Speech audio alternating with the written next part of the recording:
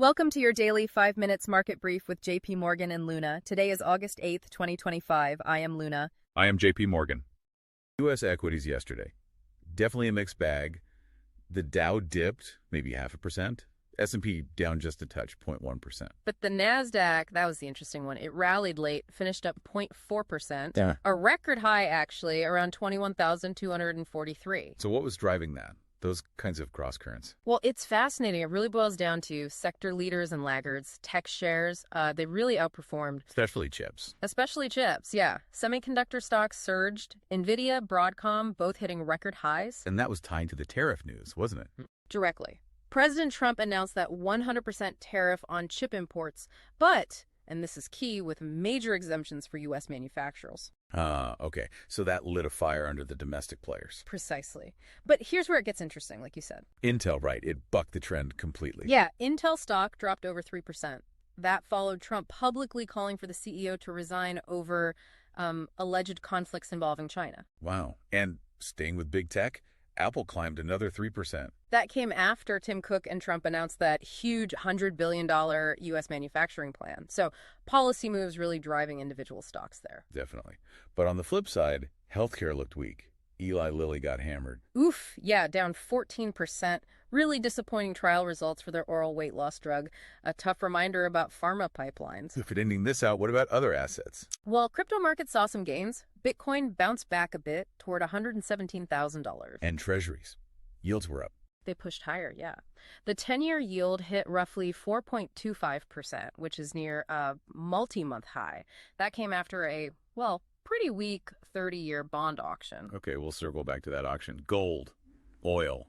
Gold eased back just a bit from record levels, while prices didn't move much. Got it. So, beyond the markets, some big macro developments too, like that executive order from President Trump. The one about guaranteeing fair banking services, yes. It directs regulators to look into banks that debank customers close accounts based on political or religious beliefs. And it specifically mentioned crypto firms. Which, you know, while it's framed as protecting customers, it definitely introduces uncertainty for the banks themselves. How so? Well, potential new regulatory scrutiny, penalties maybe if they're seen as deplatforming for political reasons. It's another layer of oversight. And you mentioned the bond auction earlier, the 30-year. Yeah, that $25 billion auction, it didn't go well. Demand was really lackluster. How do we know that? The bid-to-cover ratio. It was the lowest since late 2023. Really soft interest, meaning the bonds sold at a premium yield. And the immediate impact. Treasury prices fell, yields jumped. The 30-year yield spiked up to around 4.83%. It signals, you know, maybe waning appetite for U.S. debt right now. Which contributes to tighter financial conditions overall. Exactly. Something to watch. Okay, and finally, some economic data. The labor market picture looks mixed. It does. On one hand, non-farm business productivity jumped 2.4% in Q2. That beat expectations, suggests maybe business investments are paying off. Good sign. And labor costs. Unit labor costs, that's a key wage pressure gauge, only up 1.6% in Q2, a real cool down from before. So maybe less inflationary pressure there. Okay, that sounds positive. But initial jobless claims rose last week, up 7,000 to 226,000. That's the highest in about a month. So productivity is up, cost pressure easing, but hiring seems to be slowing down. That's the picture. And that combination, well, could certainly influence the Fed's thinking, makes their next meeting even more critical. So pulling it all together, what's the outlook? The positive spin is cooling labor costs, better productivity. Maybe the Fed gets room to ease. That's the hope for the bulls, yeah. Right. Supportive for stocks, for bonds. And corporate earnings have been pretty resilient, too. But the risks? Several big ones. Rising treasury yields, like we saw with that weak auction, mean higher financing costs, potentially. And the policy uncertainty. Exactly. Trade stuff, like the tariffs, that banking order. They could stir up inflation again, disrupt supply chains, add regulatory headaches.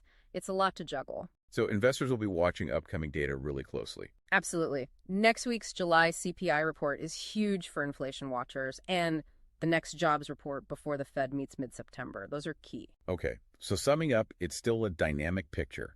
Promising signs, but real headwinds too. Yeah, that balance between improving productivity and rising bond yields. Yeah. It really captures the sort of nuanced environment you're navigating right now. It really shows how interconnected everything is: policy, markets, economic data. So, Thinking about all these cross-currents, what part of today's briefing do you think will echo loudest in the markets next week? You've seen the headlines. But what really moves your portfolio? Money.ai scans 1.3 million signals a day, earnings, sentiment, macro shifts, and turns it into one personalized briefing focused on your holdings. No noise, no guesswork, just what matters. Money.ai, know what moves your money.